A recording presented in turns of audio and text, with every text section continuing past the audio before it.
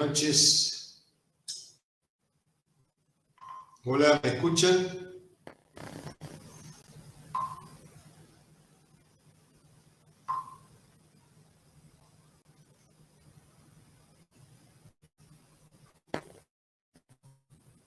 Hola. Hola. Sí, se escucha, profe. Hola. Bueno, neta. Bueno, hoy en realidad yo pensé que correspondía el capítulo número 7, que era la teorema endodonal de cáscara de forma arbitraria, pero no, recién hablé con Francisco y si vamos a ver las estructuras plegadas prismáticas, que es el capítulo 8, o sea, el capítulo 7 se va a ver al final. Bueno,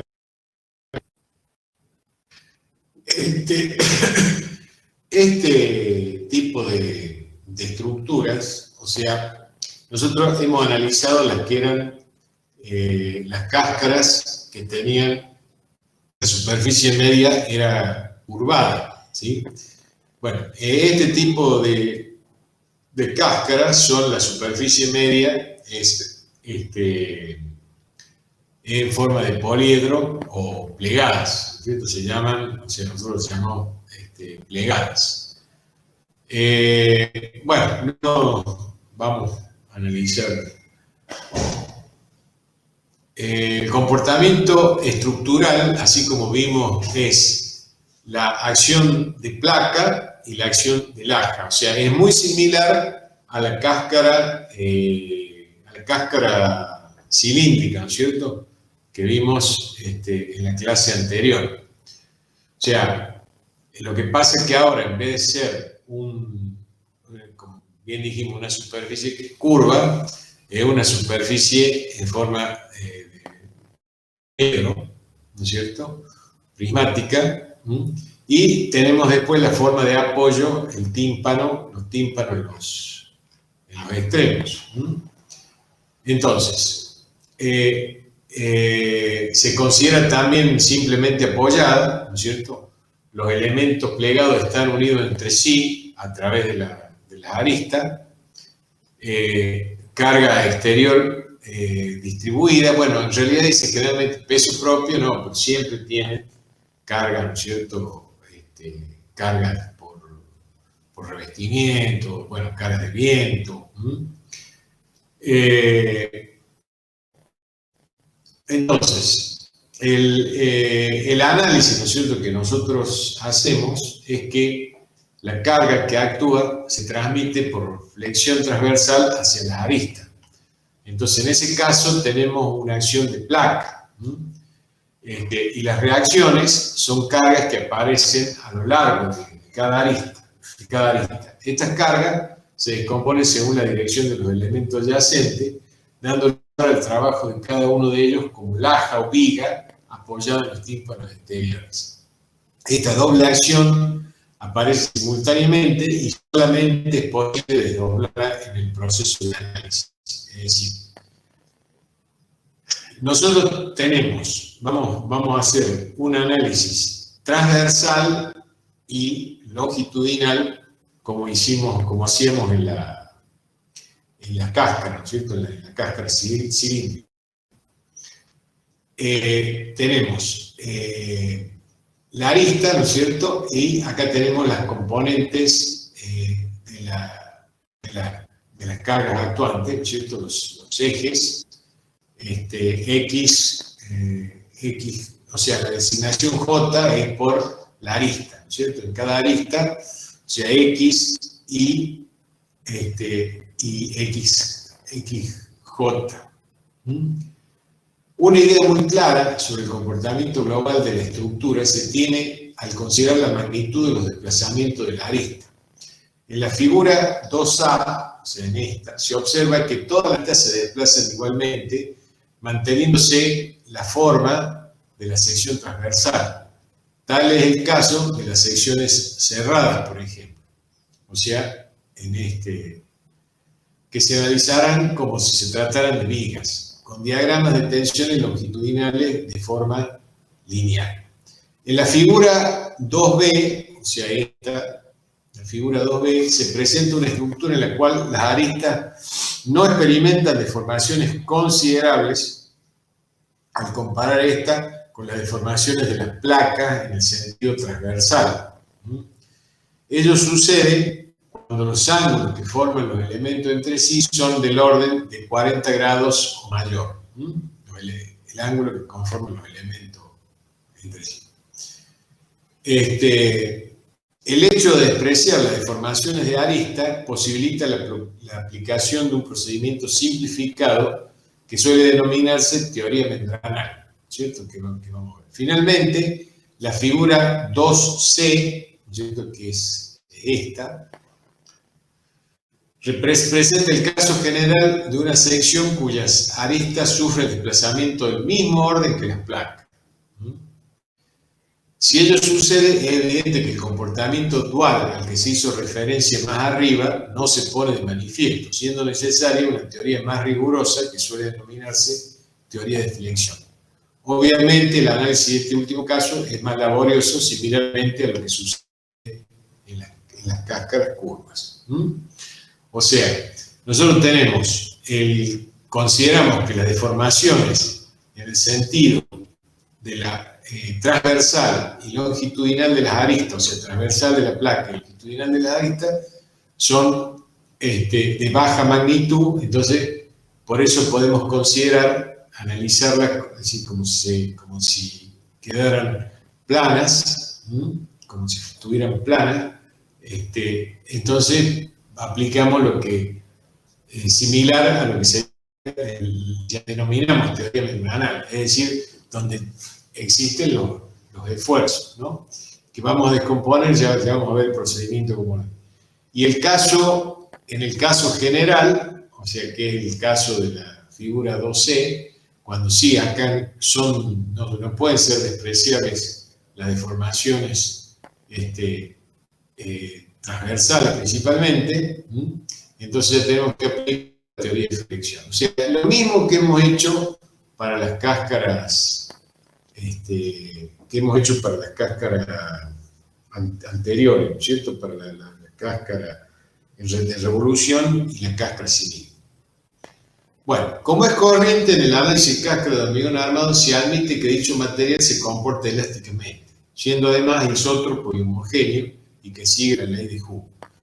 Si el hormigón armado no cumple estas condiciones, pueden aceptarse las mismas porque la experiencia asegura falta de peligro. Así lo admiten, por otra parte, diversas normas.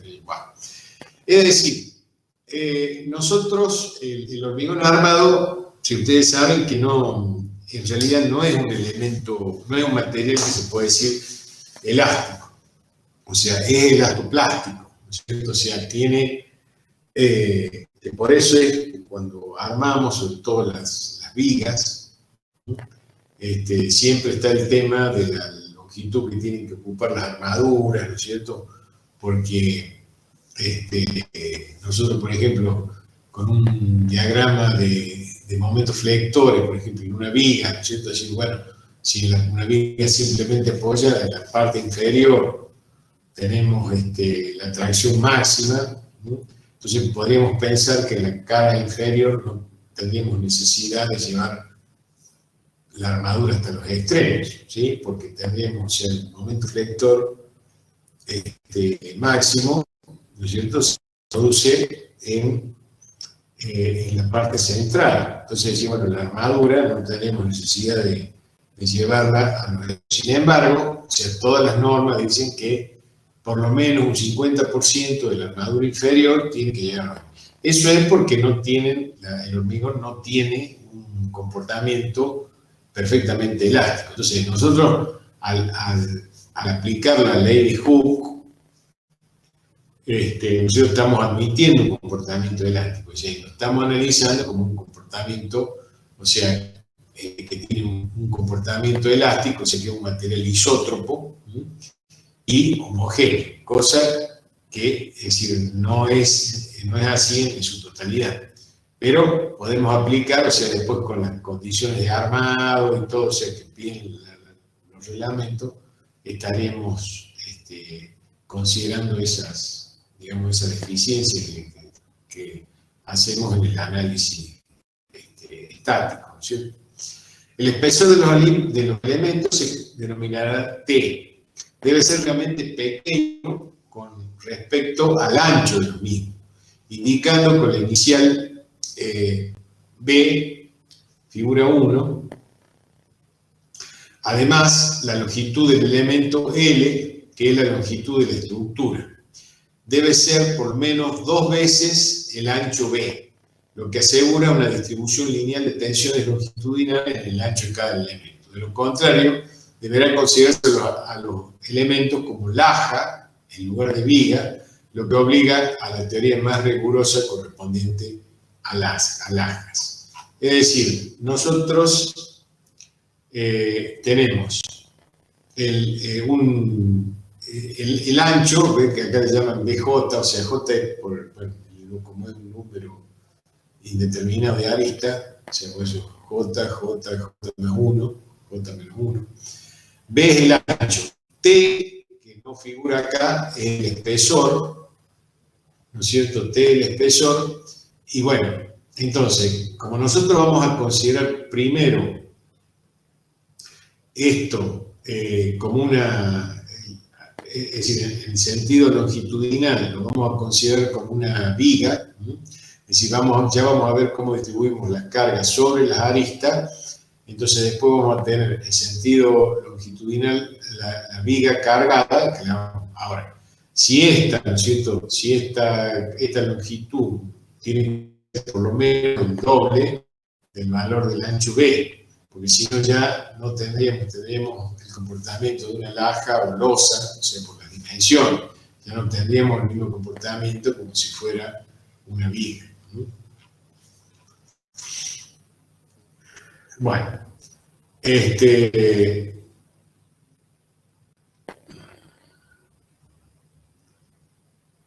bueno, a fin de sistematizar el análisis, superará el siguiente longitud. L, longitud de los elementos, B, ancho, T, espesor. Numeración de las aristas, de izquierda a derecha, comenzando por la arista 0, arista cualquiera, J. Numerar los elementos, de izquierda a derecha, comenzando por el elemento 1, los elementos J y J más 1 son adyacentes a la arista J. Dichos elementos se indicarán con minúsculas. Bueno, esto a ustedes ahora cuando hagan el práctico con Francisco les va a servir como guía, ¿no? Ejes coordenados. X es común a todos los elementos y tiene la dirección longitudinal a partir del extremo izquierdo de la estructura. Y en cada elemento está dirigido en dirección transversal. Su sentido se orienta desde la arista de mayor índice a la de menor índice, el I. Y el Z tiene la dirección normal del plano de cada elemento. Su sentido se orienta hacia el interior de la estructura. O sea, este es, si ven acá, el X, ¿no es cierto?, va en la dirección longitudinal, es decir, puesto sobre la arista, ¿no es cierto?, tiene, esta es de manera general la arista J, el I, ¿no es cierto?, tiene la dirección transversal, y el Z, ¿no es cierto?, el Z es normal a la, digamos, a la cáscara, ¿no?, a la estructura plegada. Y se orienta hacia el interior de la estructura.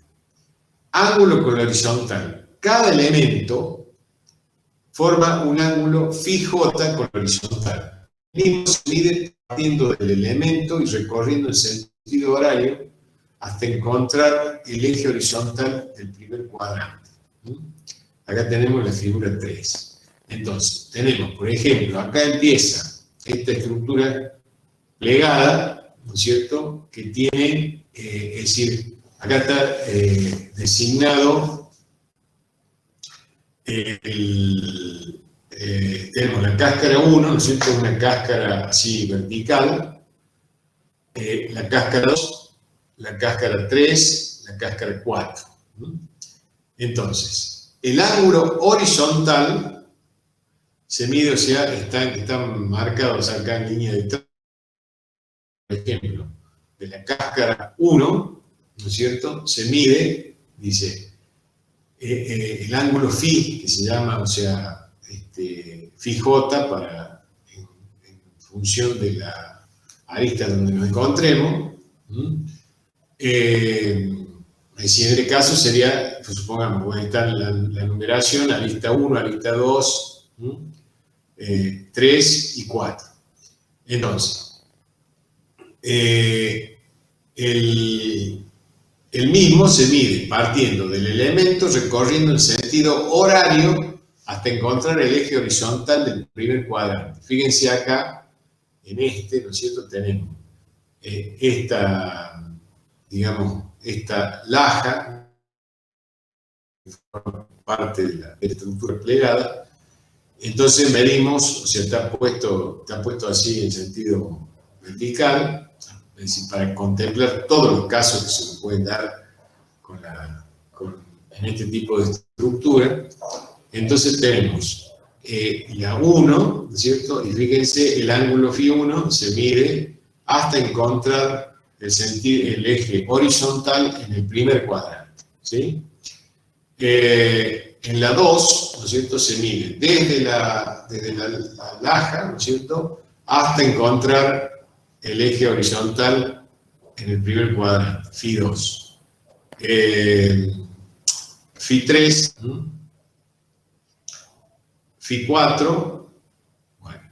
Y después tenemos el ángulo con el elemento vecino, ¿sí? En la arista J, los elementos J y J más 1 forman el ángulo gamma J entre sí.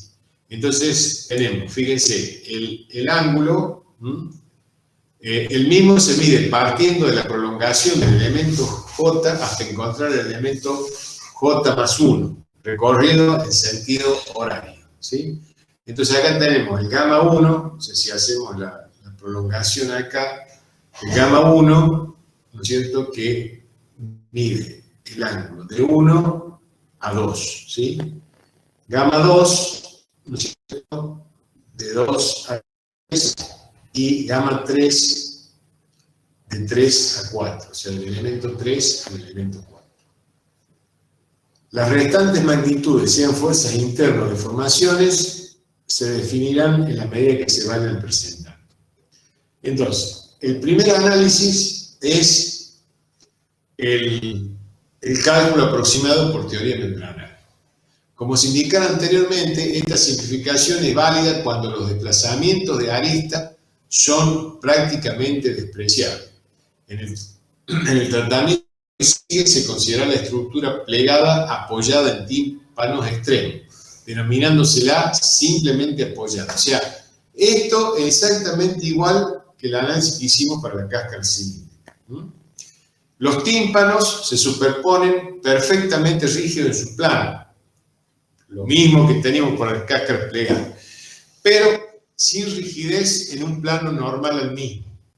Otras formas de apoyo, como el empotramiento perfecto en un extremo, o el empotramiento en un extremo con la articulación en el otro, o cáscara en voladizo, pueden estudiarse a partir de la cáscara simplemente apoyada, como se indicara más abajo.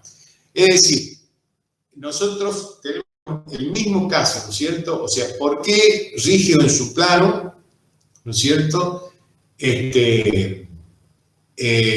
Pero sin rigidez en el plano normal mismo. Es para que simulemos el apoyo del primer orden. Por eso, porque está simplemente apoyado, ¿sí? Entonces, rígido en el plano, ¿no es cierto?, para que transmita la carga vertical. Pero sin rigidez en sentido normal, porque para que no exista la posibilidad, si tiene rigidez, al apoyarse esta estructura, si tuviera rigidez, habría un empotramiento, ¿no es cierto? Entonces no tendríamos el caso de simplemente apoyar. Ahora, Después, a partir de esto, se puede hacer el análisis ya sea en voladizo o, si quisiéramos considerarlo empotrado, ¿no es cierto?, ya sea un apoyo o los dos apoyos. Eso ya lo vamos a ver más adelante. Bueno, la estructura plegada está sometida a la acción de su peso propio o cualquier carga distribuida que actúe sobre la misma. Como ser nieve, carga hidrostática, presión del terreno, etc. Esto de presión del terreno es porque también se lo podría analizar como un sistema particular de fundación o, por ejemplo, podría ser un túnel. Hicieron un túnel que con esta forma tenemos la presión del terreno. El objetivo del análisis es determinar la fuerza de sección membranal. O sea, lo mismo que vimos, ¿se acuerdan de las cáscaras cíclicas? NX, NI y NXI. Por supuesto, dan lugar a las tensiones sigma X, sigma Y y tau XI. Que son, las tensiones son el resultado de dividir la fuerza dividido la sección, el espesor, ¿cierto? Como es por metro, sería la sección está conformada el espesor por un metro, ¿no? Entonces, dividiendo directamente la fuerza por el espesor. Naturalmente, interesa la variación transversal y longitudinal de estos valores, de manera que sea posible dimensionar la estructura adecuadamente.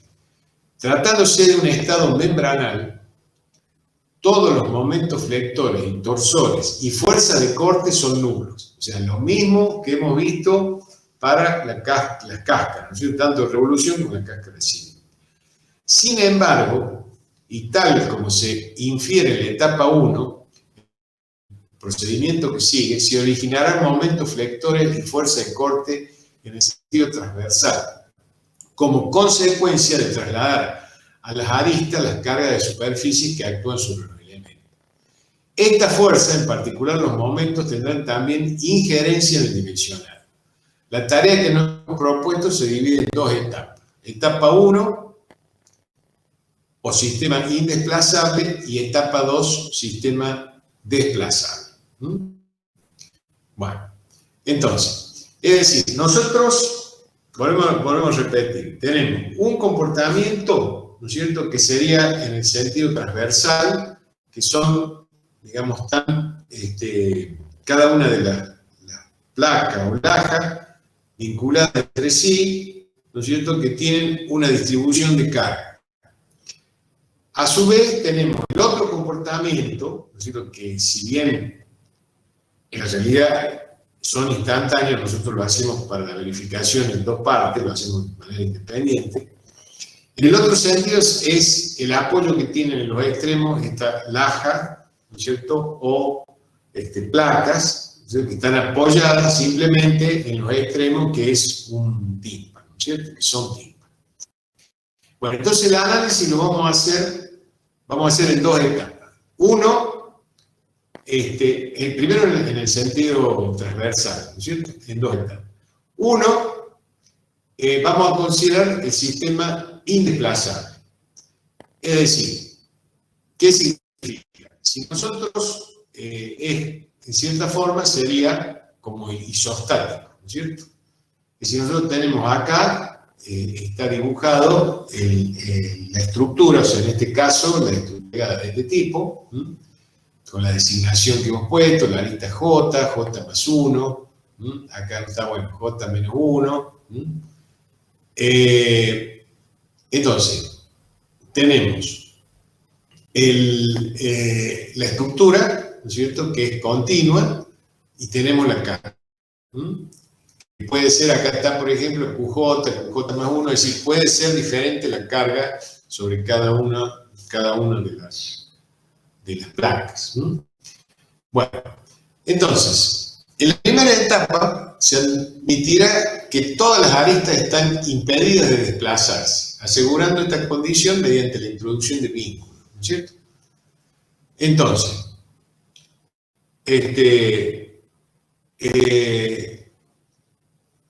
en este caso, ¿no es cierto?, tenemos, por ejemplo, acá ponemos este digamos, esta biela, que sería equivalente a un vínculo de primera especie.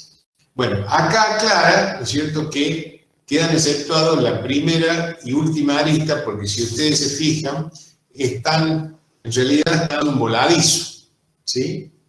O sea que en este caso particular, ¿no es cierto?, son un voladizo. Entonces, por eso quedan exceptuados. O sea, acá, fíjense que nosotros ponemos estas bielas o apoyos de primera especie, ¿no es cierto?, están puestos sobre la arista 1, J y esta otra. Pero la primera y la última, en este caso particular, son voladizos, ¿no es cierto?, entonces no tienen nada. En estas condiciones puede analizarse la estructura sometida a la carga exterior, ¿sí?, como una viga continua de ancho unitario y altura igual al espesor de los elementos. Es decir, tendremos acá una viga, tendríamos una sucesión continua. Bueno, entonces, podemos resolver con la carga, la viga continua puede ser a través de el método de Cross, de Canning, o sea, bueno, si tenemos un programa de resolución matricial plano, ¿no es cierto?, no hace falta que sea espacial, es un sistema de resolución plano, determinamos el diagrama de momentos flectores por la carga exterior esta que hemos visto, que tendrían esta forma. Fíjense acá,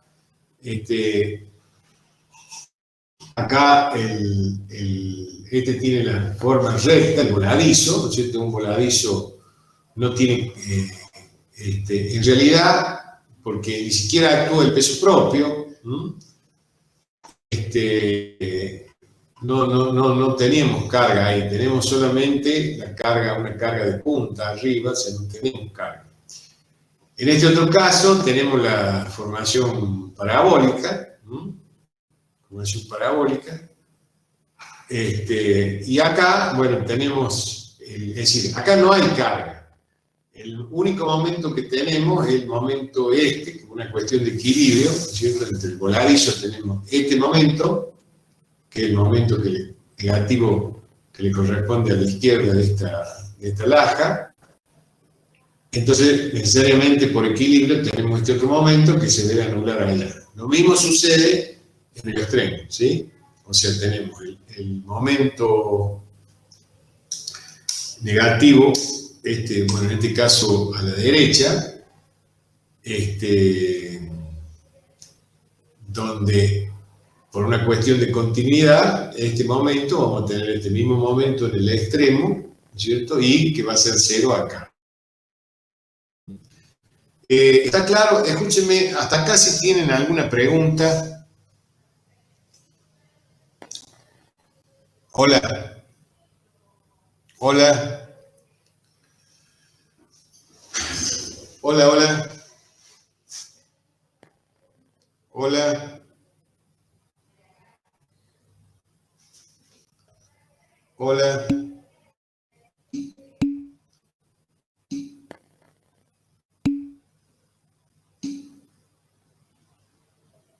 Bueno. A ver.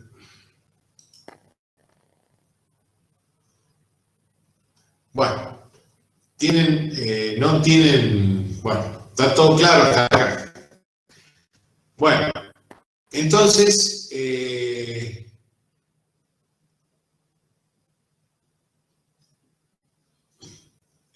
vamos a calcular, o sea, las rigideces de cada tramo de BIM, ¿cierto? Ustedes saben, o sea, cuando han hecho el método, o sea, si usan el método de Cross, ¿sí? O sea, tienen la rigidez, ¿no es cierto?, de la viga es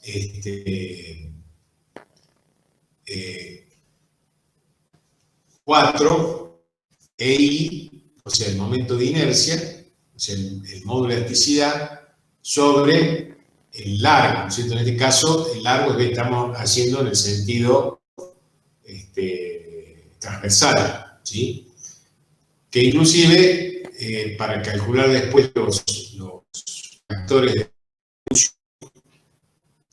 de carga, el 4 se puede eliminar, porque, es decir, se puede eliminar el 4 y se puede eliminar el E porque estamos trabajando con un mismo material.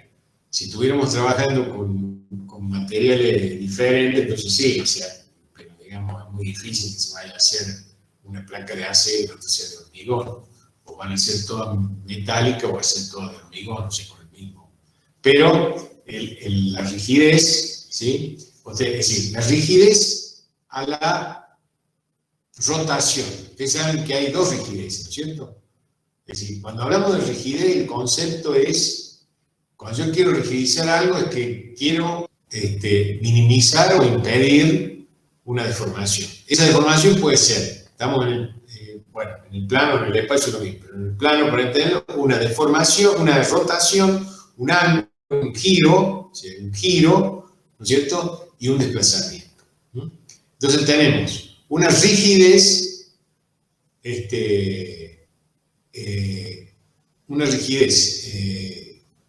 digamos, por desplazamiento, ¿no es cierto? Ya sea transversal o longitudinal, la rigidez, ¿no es cierto? Que esa rigidez se mide en fuerza sobre desplazamiento, ¿no es cierto? Directamente. Y después tenemos la rigidez rotacional, que es momento sobre ángulo, ¿sí? Entonces, el ángulo, ¿no es cierto?, que se forma en es 4E, el módulo de elasticidad del material, y, o sea, el momento de inercia, y B, como que en este caso sería el largo, ¿no es cierto? Sería el largo B de la placa que estamos analizando, ¿sí? Bueno, si ustedes fíjense, si la rigidez, ¿no es cierto?, es, en este caso, el impedimento, ¿no es cierto?, de la deformación de un ángulo, bueno, evidentemente que va a ser mayor a medida que, si eliminamos el módulo E, ¿no es cierto?, constante, y el 4, o sea, el módulo de elasticidad, o sea, el momento de inercia, perdón, a mayor momento de inercia, mayor rigidez, ¿sí? Es directamente proporcional la rigidez al momento de inercia, o sea, no es lo mismo una viga, es decir, una viga de 20 por 40 que de 20 por 60, o sea, el momento de inercia es B por h cubo sobre 12, ¿sí? Entonces, al elevar al cubo, ¿no es cierto?, un valor más, si fuera más alto, en este caso la altura está dada por el espesor, tenemos mayor momento de inercia. Y por supuesto que es inversamente proporcional, por eso está dividiendo, ¿no es cierto?, al largo. O sea, mientras más larga es la viga, menos rigidez va a tener. Si ustedes imaginen, mientras más larga es la viga, mayor es el ángulo que se forma, el ángulo de deformación. Bueno, entonces, el factor de rigidez K, si reemplazamos recuerden que la altura es T, el ancho es 1, ¿sí? Porque estamos considerando una franja de 1 metro de ancho, ¿no es cierto?, en sentido transversal, o sea, es 1 metro. Entonces, 4E queda igual, 1 por la altura al cubo, es T al cubo, que es el espesor, sobre 12, ¿no es cierto?, que es BH cubo sobre 12, y dividido B, que en este caso es el largo, ¿no es cierto?, el largo de la viga. El primer y último elemento constituye un caso particular, se trata del ajo o viga apoyada en 3 bordes. O sea, claro, o sea, el caso, bueno, acá está puesto en un sentido vertical, ¿cierto? Pero ¿Qué es lo que pasa? El borde, supongamos que esto hubiera sido, en vez de estar puesto así vertical, hubiera estado horizontal, voladizo también. Pero, ¿qué pasa? Es un caso particular, no es igual que los otros. ¿Por qué? Porque tendríamos en los dos extremos, o sea, en este extremo y en el otro extremo, apoyado sobre el tímpano. Acá estaría sobre la arista, pero este otro borde estaría libre, ¿no? O sea, por eso dice, se trata de laja o viga apoyada en tres bordes, dos en los tímpanos y restante en el elemento siguiente, con un cuarto borde que en general es libre.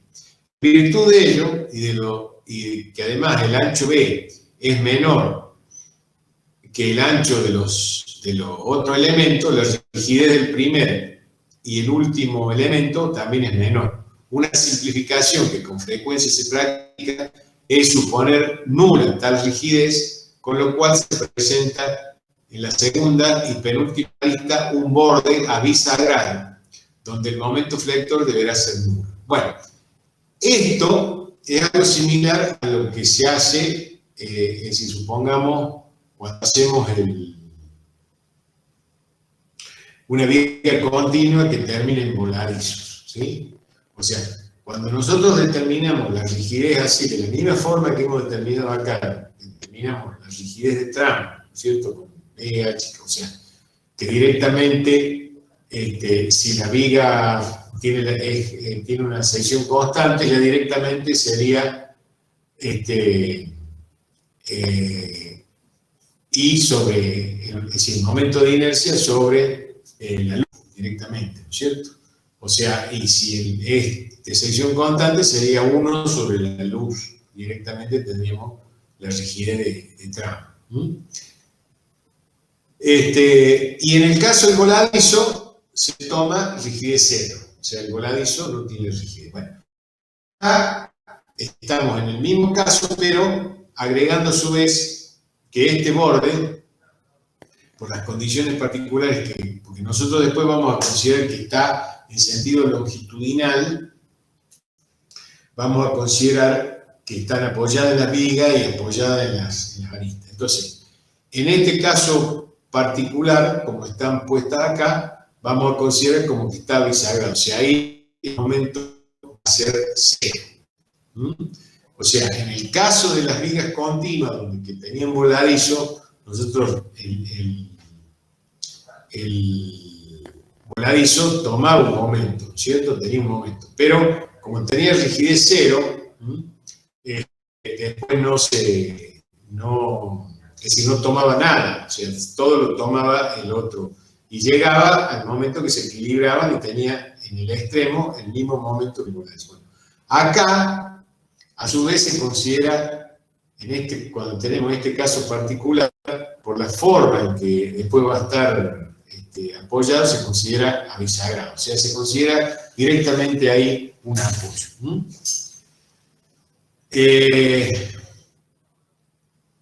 Bueno, acá esta parte que está es la rigidez a un momento de distribución sinusoidal a lo largo de... O sea, esto es una consideración teórica que, bueno, no, en realidad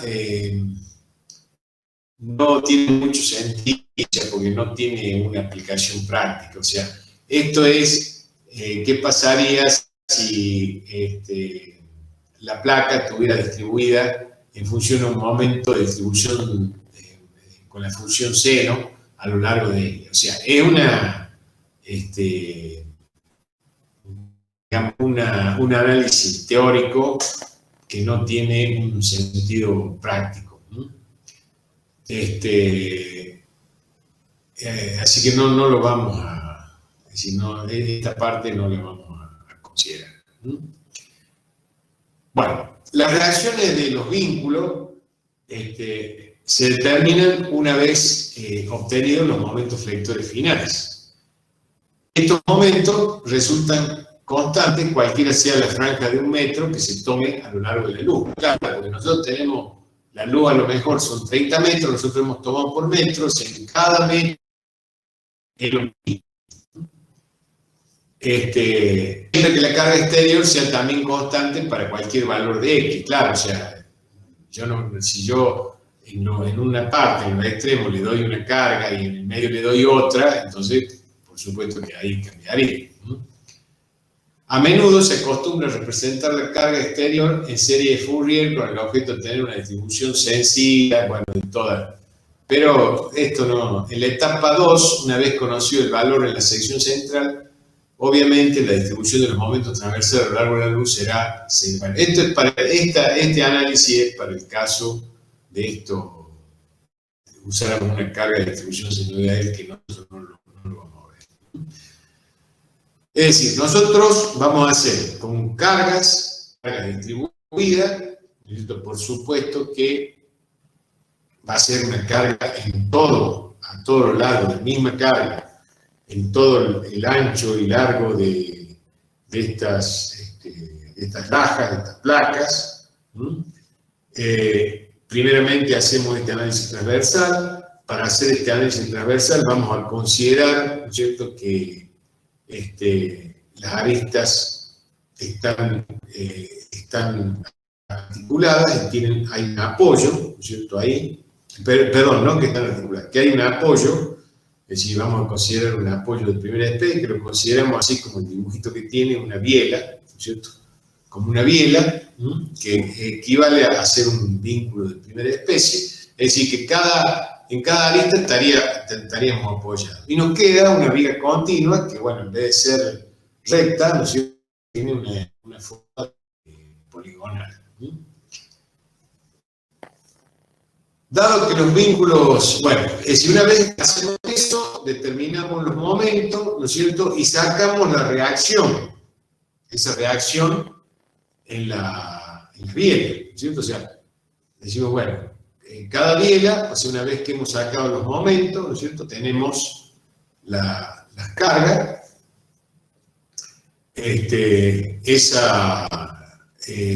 tenemos las reacciones, esa es la reacción, ¿no es cierto? Entonces, tenemos las reacciones y tenemos todo el sistema en equilibrio. Dado que los vínculos dispuestos en correspondencia con las aristas fueron introducidos arbitrariamente, las reacciones de los mismos deben ser anuladas mediante la aplicación de fuerzas iguales y sentido contrario. Debe considerarse ahora el trabajo de cada uno de los elementos actuando como una viga apoyada en los tímpanos extremos. Se comienza descomponiendo la carga que actúa en cada arista según la dirección de los elementos yacentes. La pequeña rigidez de los elementos en el sentido del espesor ofrece escasa resistencia a su rotación en torno a las aristas, de manera que puede considerarse a dichos elementos abisagrados a lo largo de las aristas. ¿Qué significa? Nosotros habíamos puesto una biela, ¿cierto?, en cada una de las aristas, o sea, recuerden que consideramos una franja de 1 metro, ¿cierto? Habíamos puesto una biela, pero esa biela no existe. Entonces, sacamos la biela. Al sacar la biela, entonces nos queda que la realidad, o sea, es en realidad una carga que está en cada arista, ¿sí? En cada arista tenemos una carga, en sentido que no tiene la biela. Es decir, al no tener la biela, esa carga la tenemos que tomar con las dos placas, ¿no es cierto? Bueno, ahora, nosotros despreciamos el efecto, o sea, si bien hay un efecto de empotramiento, o sea, vinculación en el sentido del espesor, nosotros vamos a despreciar, porque es muy poco, digamos, su influencia, y vamos a hacer como que le ponemos una bisagra, es decir, que no existe la unión rígida, sino que está abisagrada. ¿Cuál es la función de esto? Es que directamente nosotros distribuimos la carga, o sea, solamente va a actuar la carga, no va a haber momentos. Va a actuar la carga, ¿sí? Entonces, a la carga, esta, la consideramos, la descomponemos. Por ejemplo, acá, esta la carga FJ0, la descomponemos en esta dirección y en esta otra dirección. A esta otra la descomponemos en esta dirección y en esta dirección. Que ahí se van a dar cuenta ustedes, al realizar la descomposición, por qué hemos denominado, o sea, o hemos puesto esos ángulos que tenemos. Un ángulo primero con la horizontal al primer cuadrante y un ángulo entre, que medía el ángulo entre los dos elementos adyacentes. O sea, eso, si ya lo van a ver con Francisco en práctico, la forma de hacerlo, ¿no es cierto? De sistematizarlo. Pero digamos, esa es la función, o sea, ¿por qué se dividían en eso, se determinaban esos ángulos? Bueno, esos ángulos, ¿no es cierto?, tienen ahora una función es la de determinar, es decir, la descomposición, para proceder a la descomposición de cada una de estas cargas en las aristas, descomponerlas según la dirección de la placa, ¿no es cierto?, el sentido transversal. Bueno, una vez que hemos hecho esto, ¿no es cierto?, que vamos a tener cada placa, ¿no es cierto?, con una carga, o sea, ahora por metro, o sea que va a ser la misma carga por metro. Y dice acá, falta considerar la naturaleza de los apoyos en los tímpanos. Como la resistencia ofrecida por esto a la rotación de las vigas es despreciable en virtud de las consideraciones hechas respecto a su rigidez, se puede admitir que las vigas están articuladas en los tímpanos, trabajando como simplemente apoyadas y recibiendo las cargas en dirección del eje Y. Sea PJ la carga por metro lineal que actúa en la arista J, considerando la faja de 1 metro de ancho de la descomposición de PJ, da lugar a fuerzas PJ en J-1 y PJ en J+1. Y acá está, o sea, esto es simplemente la descomposición. Acá tienen digamos, la carga PJ, ¿no es cierto?, está descompuesta según las dos direcciones, ¿no es cierto?, de cada una de las placas. Ahí están los ángulos, ¿no es cierto?, y la descomposición es decir, PJ, J-1, es directamente PJ por el coseno Φj+1 sobre el seno de gamma J. ¿Ven? Acá tienen es decir, los datos que se pidieron al principio. Y el PJ+1, o sea, la otra placa, es PJ por el coseno Φj sobre el seno de gamma J. Estas componentes se consideran positivas cuando siguen el sentido positivo del eje Y en cada elemento, que, como se recuerda, va dirigido desde la arista de mayor índice a la arista de índice menor. Ahora bien, como los elementos están limitados por dos aristas, las cargas que actúan según su superficie media tendrán dos componentes, cuya suma será igual a la suma, es decir, la suma SJ, ¿cierto?, será la que le corresponde, la que viene de la arista PJ-1, ¿no es cierto?, más la arista PJ, es decir, acá, bueno, no está, o sea, PJ-1, J, sí, está bien, PJ-1, J, y PJ, J-1, considerando el otro sentido. Bueno, entonces las fuerzas resultantes en cada elemento SJ son así positivas si siguen el sentido del eje Y positivo. En la figura 10 se indica un posible cuadro de fuerzas SJ solicitando el sistema. Entonces, tenemos, por ejemplo, S2 positivo, S3 positivo, S4 negativo, S5 negativo, ¿no es cierto?, S1 negativo. De acuerdo con la convención de signos indicada, son positivas las fuerzas S2, S3 y negativas la S1, S4 y S5. La distribución de esta fuerza será uniformemente distribuida o senoidal, que dijimos que no la vamos a analizar nosotros, según que las cargas exteriores también sean uniformemente distribuidas o senoidales respectivamente. Si se admite que el sistema está formado por elementos independientes, es decir, separados totalmente uno de otro, cada fuerza SJ originará en el elemento respectivo los momentos MJ0 y cortes QJ0. El índice 0 se referirá en lo sucesivo a este estado. Los momentos MJ van. Bueno, vamos a ver si hacemos un resumen hasta acá para ver qué es lo que estamos haciendo.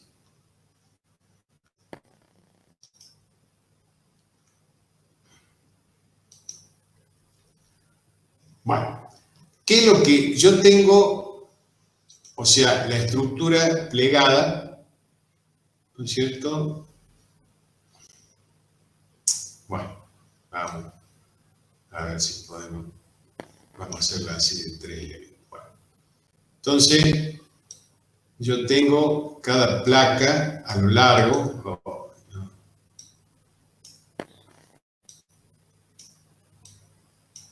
¿No es cierto? Acá están los tímpanos. En este extremo y en el otro. Bueno, yo originalmente analizo una franja de 1 metro, ¿sí? Es una franja de 1 metro, en sentido transversal, ¿sí?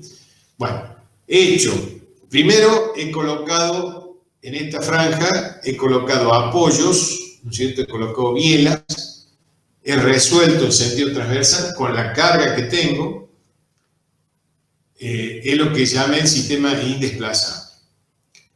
Saqué el sistema, le saqué las bielas porque no existen, entonces me queda una carga en sentido vertical, ¿no es cierto?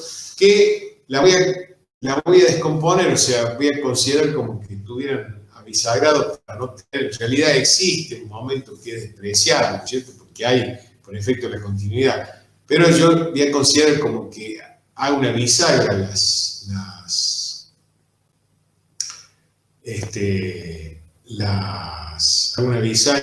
aristas, ¿cierto?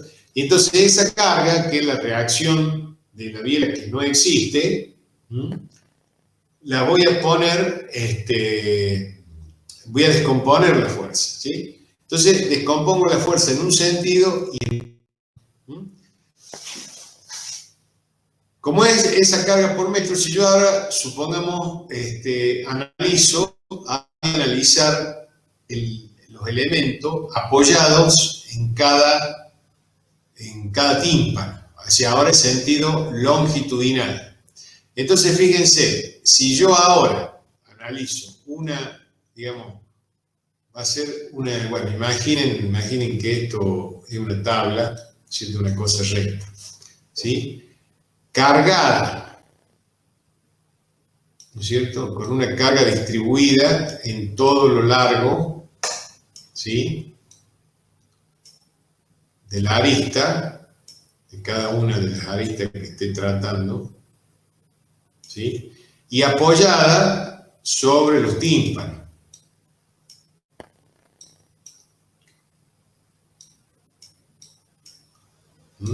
Entonces me va a quedar cada una de estos elementos, de estas placas, como una viga apoyada en los extremos, cargada, ¿no es cierto?, con las cargas que yo analicé en el sentido transversal. Entonces me va a quedar ahora una viga simplemente apoyada, cargada de esa forma. Bueno, entonces,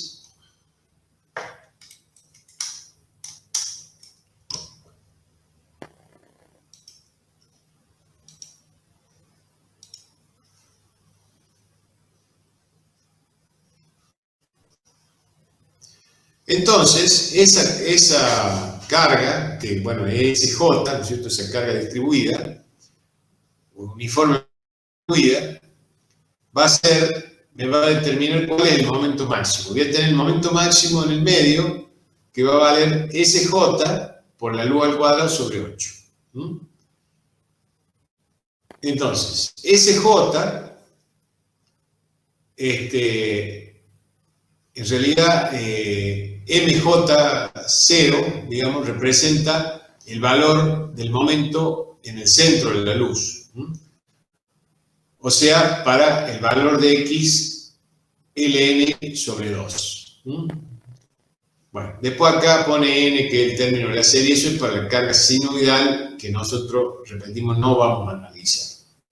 O sea, nosotros estamos analizando lo que son los elementos que se dan en la práctica, ¿no es cierto? La carga, es decir, tenemos una viga con una carga distribuida, el momento flector máximo vale QL cuadrado sobre 8, o sea, el Q en este caso es SJ. Bueno, los momentos son positivos cuando están producidos por la fuerza S positiva. Esto es, si tracciona la arista de numeración menor. En la figura 11 se dibujaron dos elementos que concurren en la arista J. Sobre los mismos actúan los momentos MJ y MJ1. Bueno, acá está la figura 11, ¿sí? MJ más 1 y MJ menos 1, perdón, MJ0 y MJ más 1, 0. ¿Sí? Su índice 0 es el problema que estamos actuando con la... Bueno, por supuesto que este momento, ¿no es cierto?, dividido el ancho B, ¿no es cierto?, vamos a tener la fuerza de J más 1 y TJ, ¿no es cierto?, TJ, es decir, con el momento que tenemos actuando, lo dividimos por la altura, ¿no es cierto?, y vamos a tener el corte, o sea, el esfuerzo T, es decir, en la arista superior y en la arista inferior, ¿no es cierto? Bueno. Entonces, los elementos que corren la arista sobre lo mismo actúan los momentos MJ y MJ más 1. El primero origina en la arista tensiones longitudinales de compresión, en tanto que el segundo, en la misma arista, tensiones de tracción. Tal estado de tensiones puede existir si los elementos son independientes, pero toda vez que se considere unidos monolíticamente, habrá en la arista una única tensión, sea de tracción o de compresión. La única forma de hacer ello posible consiste en introducir en la arista fuerza de cizallamiento o corte, cuya distribución longitudinal es idéntica a la de los momentos flectores. En rigor, en cada sección X, la fuerza de corte T es la integral dada por. Es decir, ¿cuál es la incongruencia que se produce acá? Nosotros tenemos sobre la arista J, tenemos, o sea, cuando hemos hecho el momento y la altura, ¿no es cierto?, y tenemos esta fuerza tangencial o de corte la arista, nos encontramos que en la arista común tenemos una de compresión y una de tracción. Esto no habría problema si los elementos fueran independientes, ¿no es cierto?, que es lo que nosotros hicimos en la simplificación para poder hacer. Pero en la realidad están unidos monolíticamente, ¿no es cierto?, porque la arista está unida, no está sangrada. Entonces, nosotros tenemos que compensar, ¿no es cierto?, entonces, la distribución, bueno, acá dice tensión X, porque recuerden que nosotros lo hemos hecho para una franja de 1 metro, ¿no es cierto?, la fuerza de corte T es la integral, bueno, entre 0 y X, o sea, el corte total, ¿no es cierto?, a lo largo de toda la, es decir, de 0 a X que consideremos, el tau Xi por T por diferencial de X, ¿sí? Esto es, si ustedes recuerdan, cuando ven las tensiones de corte, ¿no es cierto?, cuando vimos las tensiones de corte, o sea, consideramos en un elemento diferencial, ¿sí?, de espesor T, ¿no es cierto?, que si consideramos T por diferencial de X, un diferencial de superficie, por la tensión que actúa ahí, nos da la fuerza la fuerza de corte. Entre 0 y X nos da la fuerza de corte T. Entiendo T, el espesor del elemento. Estos nuevos esfuerzos T se consideran positivos cuando formen una cupla con sentido de rotación contrario a la de los momentos positivos. En otras palabras, la cupla, debido a la fuerza de corte positiva, origina tensiones de tracción en la arista de mayor índice. La figura 12 se han introducido un estado de solicitación equivalente a la figura 11, trasladando las fuerzas T al centro del elemento. Es decir, acá, ¿no es cierto?, traslada la fuerza T, ¿no es cierto?, que tiene recuerden, la fuerza T sale de dividir el momento dividido el valor de B, ¿no es cierto?, el TJ y el T. Nosotros sabemos que, es decir, tenemos que colocar una fuerza T que equilibre, ¿no es cierto?, eso, cuyo valor es la tensión, ¿no es cierto?, la tau xi multiplicado por este diferencial de sección, ¿no es cierto?, y entre 0 y X nos da el total de la fuerza T. Ese valor de la fuerza T, o sea, trasladado al medio, ¿no es cierto?, es un sistema de solicitación equivalente. Entonces trasladamos, sacamos el valor de T de cada uno de los, es decir, en TJ más 1, TJ y TJ menos 1. Las tensiones de la arista J de ambos elementos que concurren a la misma valen. Bueno, ¿cuáles serían las tensiones? Bueno, es una tensión, o sea, ahora tenemos que sacar la tensión,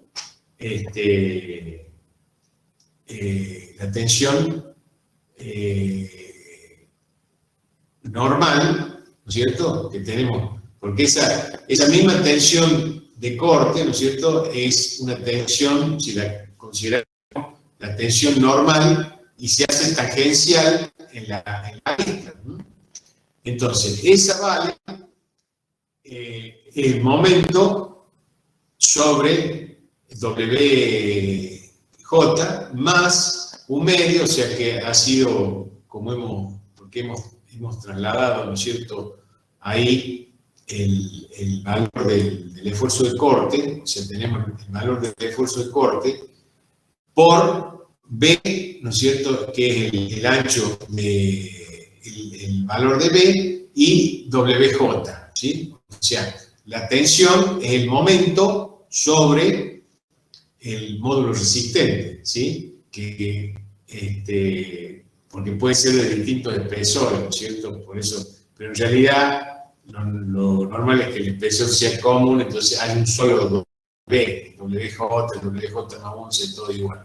Pero vamos a suponer, ¿no es cierto?, que tenemos.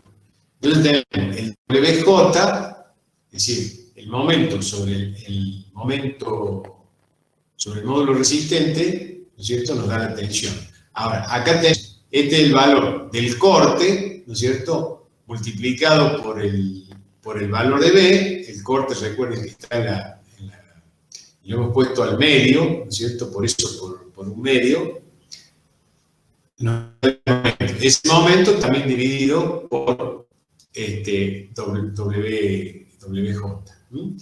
Y finalmente, ¿no es cierto?, la diferencia de los valores de T, ¿sí?, o sea, TJ y TJ menos 1, que son los que porque se contrarrestan, dividido FJ. FJ es el área. Entonces, tenemos la tensión que se produce como la suma. La tensión producida por el momento más la tensión, más las dos tensiones producidas por el corte. Es decir, el momento que produce el corte, que es el segundo término, y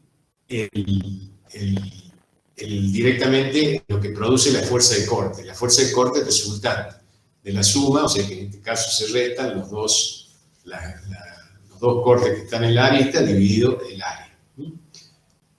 Bueno, lo mismo que tenemos para la arista 1, ¿no es cierto?, el mismo análisis para la arista 2. Convención de signo, tensiones de compresión son negativas. En las expresiones anteriores se indica el W, o sea, el módulo resistente, y F, el área del elemento. Bueno, entonces, W, ustedes recuerden que el módulo resistente era el momento de inercia dividido la mitad, en este caso, o sea, el T sobre 2. Entonces, nos queda T por B cuadrado sobre 6. O sea, siempre el módulo resistente, así con el momento de inercia es B por H cubo sobre 12, otro es B por H cuadrado sobre 6, bueno, acá es T por B cuadrado sobre 6. Bueno, F es B por T, ¿cierto? El área. B por T. Igualando ahora las tensiones dadas y agrupando en el primer miembro los términos que contienen la incógnita T, ¿no es cierto? Nos queda esta expresión. Entonces, esta expresión es semejante a la ecuación de los tres momentos y se denomina ecuación de los tres esfuerzos cortantes. Se pueden plantear tantas ecuaciones como aristas intermedias haya, en correspondencia con las aristas extremas, que suelen ser bordes libres. La fuerza de corte es nula, o sea, en el borde. De esta manera pueden plantearse tantas ecuaciones como incógnitas existentes T, y el problema resulta, tiene solución. Obviamente, tal como se infiere en la ecuación 11, el sistema de ecuaciones contiene términos no nulos únicamente en correspondencia con la diagonal principal y las paralelas adyacentes a esta, de forma tal que su solución se simplifica notoriamente. Si una vez conocida la fuerza de corte T, la tensión en la arista se determina mediante las ecuaciones 9 o 10, debiendo resultar valores idénticos como control de la corrección de los cálculos. Si bien el procedimiento anterior es de simple aplicación, los cálculos se vuelven muy laboriosos cuando el número de aristas es considerable. Como alternativa, para determinar las tensiones longitudinales, resulta muy práctico aplicar el método de compensación de tensiones que se trata a continuación. ¿Qué es lo que pasa? Es decir, nosotros una vez que tenemos planteado, ¿no es cierto? Es decir, tenemos las ecuaciones, podemos plantear tantas ecuaciones como incógnitas tenemos, es decir, podemos calcular el valor de T.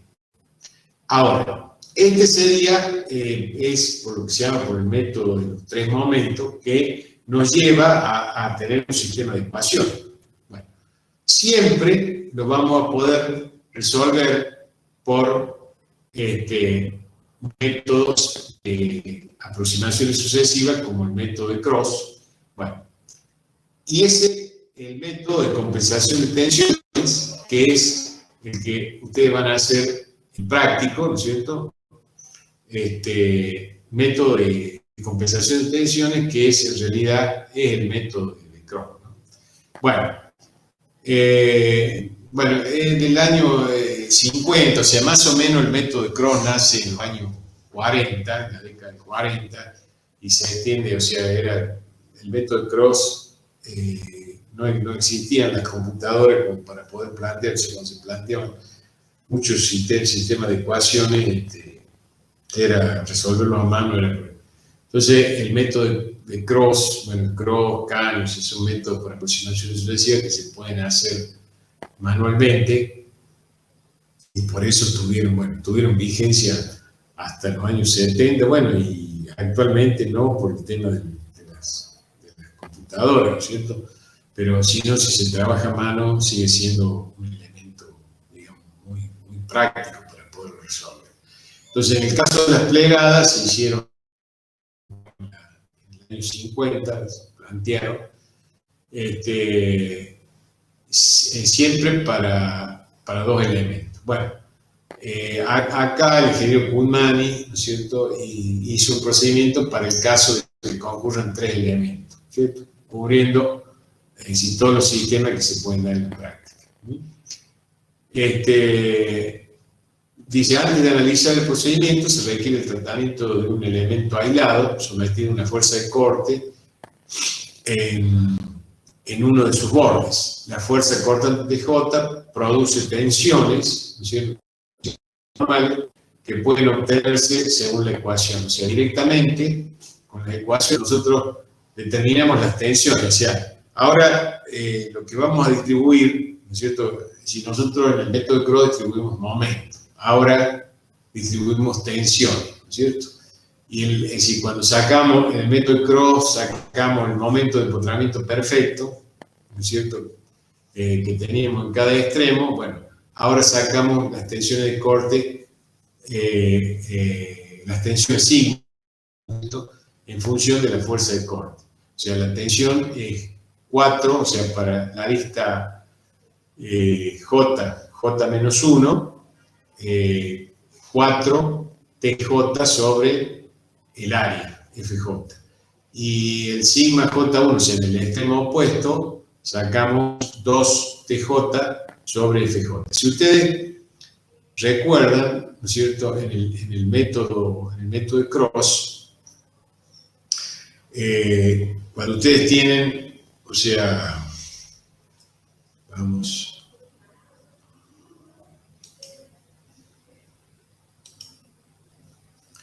en el método de Krauss, o sea, ustedes saben, por el tema, por el segunda teorema, por el segundo teorema de Moore, ustedes saben que si nosotros tenemos cargado en un extremo, ¿no es cierto?, con un momento, si nosotros cargamos, hacemos la viga elástica, ¿no es cierto?, la cargamos con el diagrama de momentos flectores, ¿no? ¿Cierto?, que sería acá un triángulo, ¿no es cierto?, acá tenemos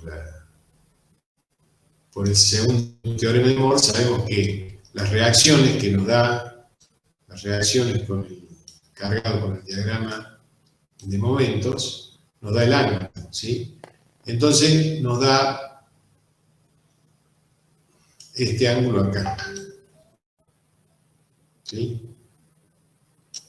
Bueno, si ese ángulo vale phi, en el extremo opuesto, o sea, a raíz, si uno toma, o sea, calcula las reacciones con el diagrama este triangular, ¿sí?, acá nos va a dar, el ángulo este va a ser phi sobre 2. Es decir, la mitad.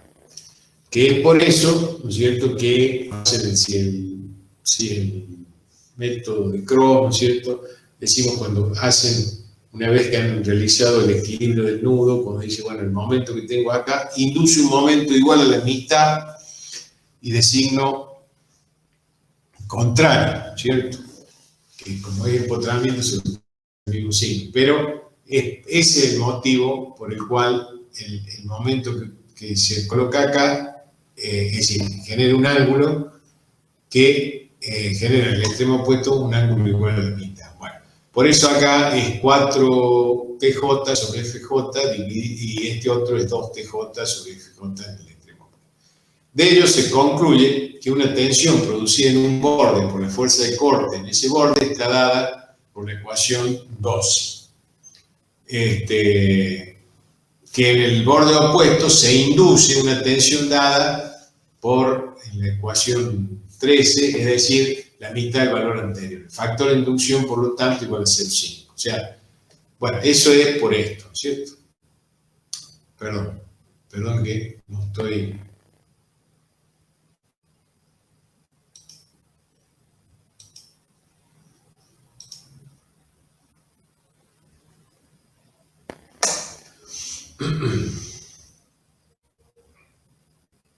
Bueno, acá está. Se concluye que la tensión producida en un borde por fuerza de corte, en ese borde, está dada por la ecuación 12. En tanto que en el borde opuesto se induce una tensión dada, por ejemplo, por la ecuación 13, esta, ¿no es cierto?, es decir, la mitad del valor anterior. Bueno, el motivo es ese que les expliqué.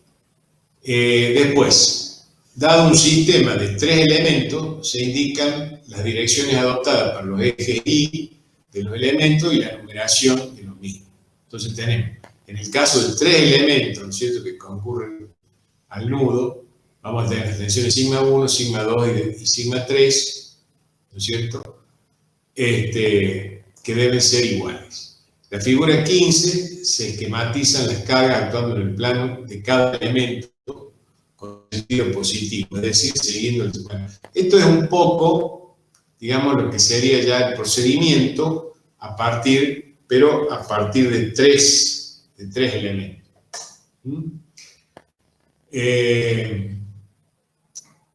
Entonces, siguiendo el sentido positivo, se incluyen además las cargas T1, T2 y T3 que representan la fuerza de corte para obtener la igualdad de tensiones en la arista común. Las condiciones cumplidas son que sigma 1, sigma 2 y sigma 3, la tensión tiene que ser la misma.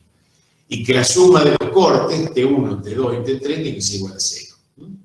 Entonces, la tensión final en cada elemento será la suma de la tensión correspondiente al elemento independiente más la tensión que le corresponderá a las fuerzas T y que está dada por la ecuación 1. Es decir, es exactamente el mismo procedimiento que hacemos con el método de Cross. Pero ahora, en vez de distribuir momentos, como hacemos en el método de Cross, distribuimos tensiones, ¿sí? Entonces, sigma 1, 0, ¿no es cierto?, que es la tensión normal, menos 4 T1 sobre F1. Sería, bueno, si acá está analizado, pues escrito vectorialmente. 4, T1 sobre F1, T2 sobre F2, T3 sobre F3, y sigma 1, 0, sigma 2, 0, sigma 3, 0, es la que correspondía del momento dividido en W. Bueno, acá tenemos, entonces, gráficamente, ¿no es cierto?, expresado los valores de la dirección de T. Obsérvese que el signo de la tensión responde a la siguiente convención. Positiva si están producidas por fuerza S, positiva en el mismo sentido que el eje Y, en virtud de que los momentos producidos por la fuerza de corte T positiva son contrarios a los momentos debidos a las fuerzas S positivas. Se explica el signo menos en el segundo término del segundo miembro, ecuación 16-18, restando 18-16, se obtiene la igual. Y así tenemos con esto, o sea, finalmente, haciendo lo mismo con la 16 y 17, o sea, planteando igual a 0, eliminando T3 mediante la ecuación 15 que vimos, nos queda que T1, según la expresión final, T1 es igual a F1 sobre 4 por sigma 1, 0 menos sigma 3, 0 por F3 más sigma 1, 0 menos sigma 2, 0 por F2, o sea, recuerden F es la sección, dividido la sumatoria de la sección. Para T1, para T2, y siendo que T3 es T1 menos T2, directamente resta y queda esta expresión. Entonces, nos queda finalmente esto, ¿no es cierto?, para el cálculo del esfuerzo de corte, del valor de la fuerza de corte, T1, T2 y T3, o sea, la fuerza de corte en cada uno de los elementos. Y después, ya volviendo de la ecuación 16 a 19, nos queda de la misma forma, o sea, fíjense que tiene la misma forma, sino que nos queda determinadas las tensiones sigma 1, sigma 2 y sigma 3. Estas tensiones inducen el extremo opuesto a la mitad de su valor, tal como se demostró anteriormente. Los desarrollos anteriores permiten la aplicación de un método de compensación de tensiones totalmente similar al que se sigue para compensar los momentos según Cross. En efecto, si nos atendemos a la figura 16, ¿no es cierto? Nos queda M1, ¿no es cierto? El M10 menos el M1, ¿no es cierto? El M2, el M3. En el primer miembro se tienen los momentos finales, ¿sí? En tanto que en el segundo miembro aparecen los momentos de comportamiento perfecto con el índice 0, y los momentos distribuidos con el sobrerayado, siendo la ecuación 24 del mismo tipo que la ecuación 16 a 18, pueden compensarse las tensiones usando el mismo razonamiento que el método de Cross, con solo tener en cuenta la siguiente equivalencia: tensiones de elemento libre, o sea, momento de encontramiento perfecto, tensiones de elemento libre, momento distribuido, tensiones distribuidas, factor de inducción de momento, factor de inducción de tensión. Bueno, resta por aclarar el concepto de factor de distribución de tensión. Este factor de distribución se manifiesta claramente en el caso de simetría y forma de carga. En efecto, se verifica que si F1, o sea, la sección 1 es igual a la sección 2, sigma 1, 0 igual a sigma 2, 0. Entonces, las ecuaciones 3 quedan, o sea, en el caso de trabajar con secciones iguales, ¿sí? Entonces, nos queda directamente acá mu1, sigma por sigma 3 menos sigma 1, 0, sigma 2, o sea, que es la tensión de distribución, igual a mu1 por sigma 1, 3, 0, menos sigma 1, 0, y después el sigma 3, el elemento 3, es mu3 por sigma 1, 0, menos sigma 3, 0. Entonces, este mu es el factor de distribución, ¿sí?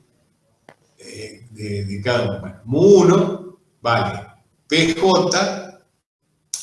P3 sobre 2F1 más F3. Y mu3 igual a 2F1 sobre 2F1 más F3. ¿Sí? Era lo que ustedes cuando sacaban el factor de distribución que sacaban de K, que era K sobre la sumatoria de K. ¿Sí? Es decir, K era la rigidez de la viga sobre la sumatoria de las dos rigideces que concurren en el cubo, ¿sí? Ese daba el factor. Bueno, que por supuesto, para que era la suma de los factores, tenía que ser igual a 1.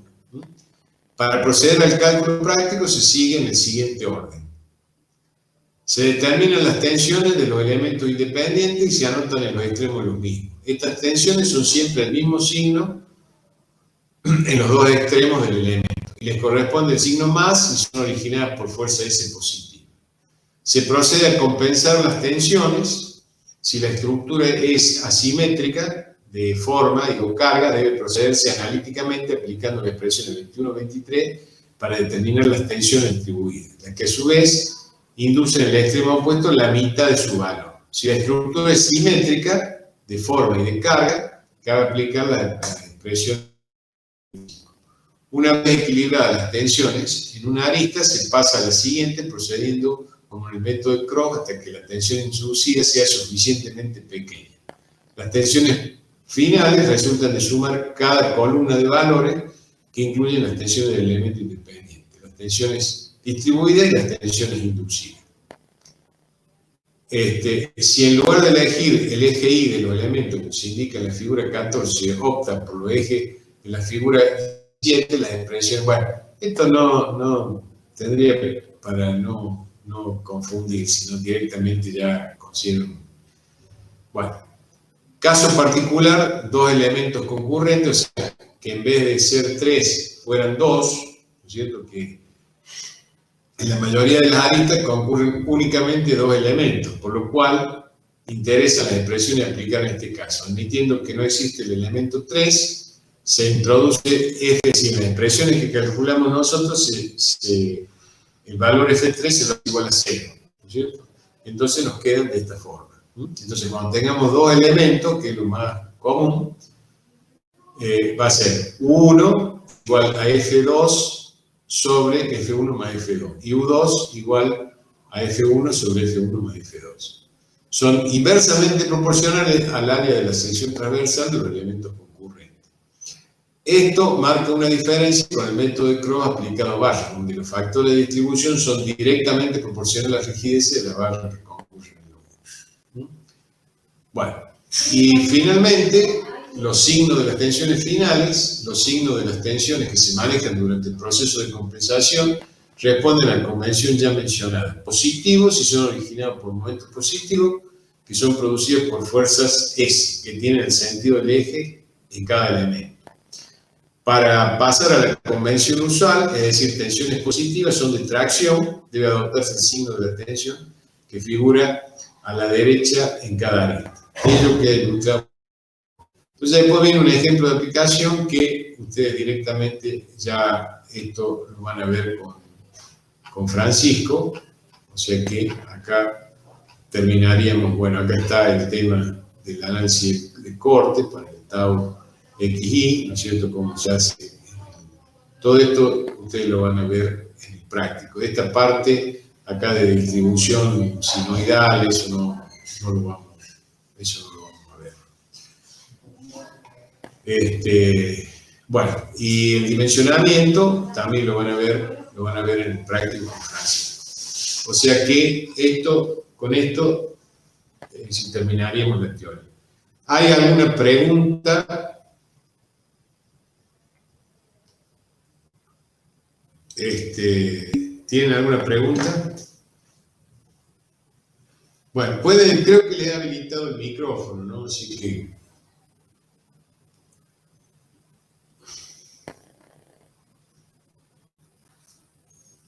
Sí, profe, por ahora no tengo preguntas yo. Bueno, quedó claro más o menos cómo es porque después ya cuando lo vean en el práctico, ahí, bueno, se le van a aclarar muchas de las cosas, pero el tema es que ustedes conceptualmente consideren esto, digamos. O sea, que conceptualmente sepan cómo funciona. O sea, funciona, primero, un análisis transversal, ¿no es cierto?, considerando a nudo indesplazable. Posteriormente, se saca la biela esa es decir, está considerado transversalmente, se saca la biela, la reacción que daba la biela, se hace una carga, se coloca como carga en la arista, esa carga se distribuye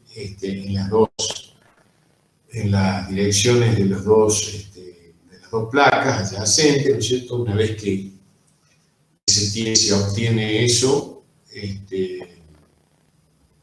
nos queda una carga, ahora ya se considera en sentido longitudinal, apoyada en los tímpanos, es como una viga, ¿no es cierto?, cargada, le hacen, determinan el, ¿no es cierto?, como tan independiente, nos queda la incongruencia de que en una arista común tienen un esfuerzo de corte, una tensión normal, una de compresión y otra de tracción.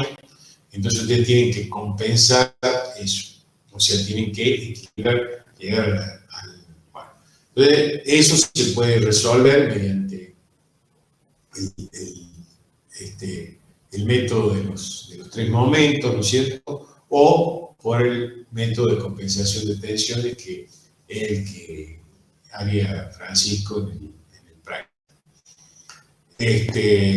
O sea, que ustedes verían en el práctico.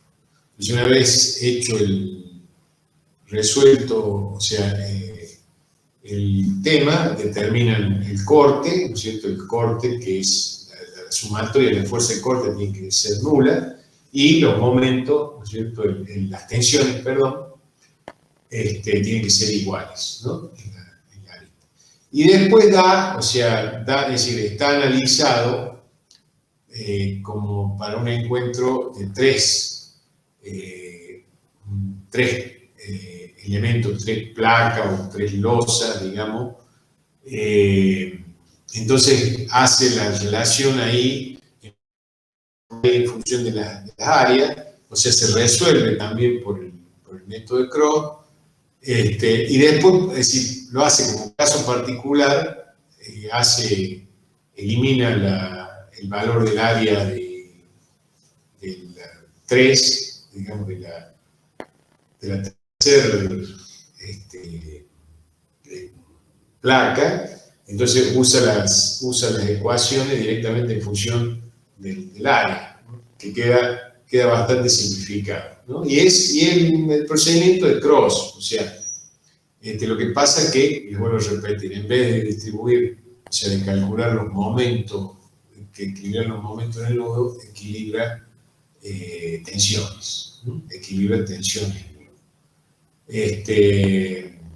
Y bueno, después, una vez que tiene los esfuerzos de corte, tiene las tensiones, viene el tema del dimensionado, que eso, bueno, lo hacen en práctica. Bueno, si no hay ninguna pregunta, terminamos acá.